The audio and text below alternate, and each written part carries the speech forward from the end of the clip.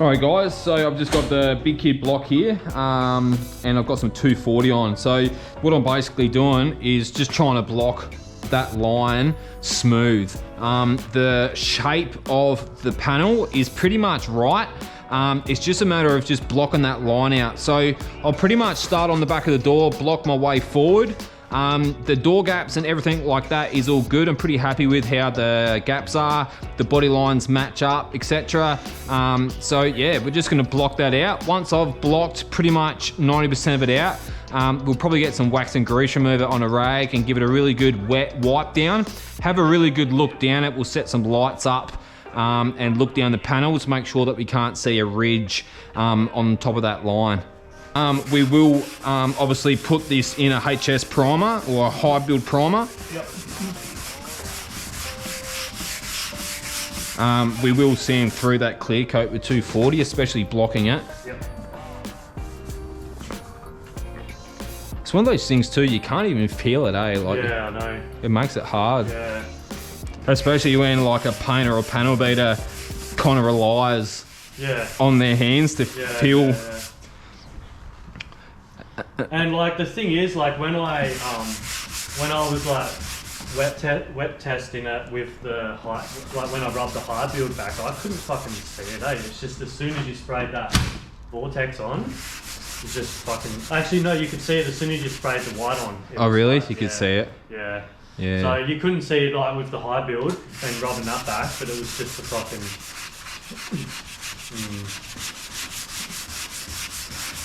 Yeah, what annoys me is you can barely feel it, which makes it hard to know when you've sanded enough, you know? Yeah. But it seems to be a lot of clear on there a lot though. Like, I've given that a pretty good block and I haven't sanded through, I haven't cut through yet. Which is a good sign that there's enough clear on there. Yeah. Because as I was saying to Sam earlier, guys, is that like it's really dry orange peel here. It's almost like the painter was spraying with like a 20-inch distance from the gun to the panel, which will obviously give you a real dry overspray kind of finish. And there's also what looks to be like a fry up of some kind just here. So I'm in two minds to bare metal this little area here. Maybe I'll give it a bit of a sand. If I can sand that all out down to the primer and I can't see it, then I know that it's between the primer and the clear coat, which is it's going to work more in our favor, because ideally we don't really want to be bare metaling any areas. The bonnet we'll go over that maybe in another video, but that will need bare metaling. Alright guys, so I've just guide coated a certain area. Now we've been blocking those banana lines straight. Now I've seen a low spot just underneath the mirror here. So Sam was like, well, how do you know where you're blocking, kind of thing. So I thought what we'll do, to get it out, to get the low spot out, we're gonna have to sand through the color and the clear down to the primer. You get it about 85–90%, and then we'll prime it. We'll probably put 4 or 5 coats of high build on it, which will then fill it, and we'll be able to have a nicer job. Now, I thought I'd just guide coat it with the charcoal guide coat. We've got some 120 here. I'm basically going to block it in a way which will highlight where the low spot is. And the big question is, how do you know when you've sanded enough? And a good indication is when you've got rub throughs like this all the way through. So just looking at that now, you can see in the paintwork that there's a low there. So it's just starting to break through now, through the middle.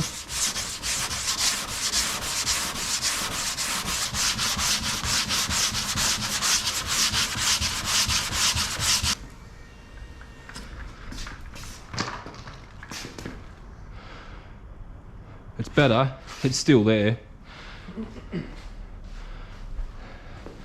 It's pretty much at the end of the white here. So pretty much like directly underneath that first hole. Alright guys, just to give you a bit of an update on Sam's HX tonner. So we actually ended up finding some bubbles in the paint.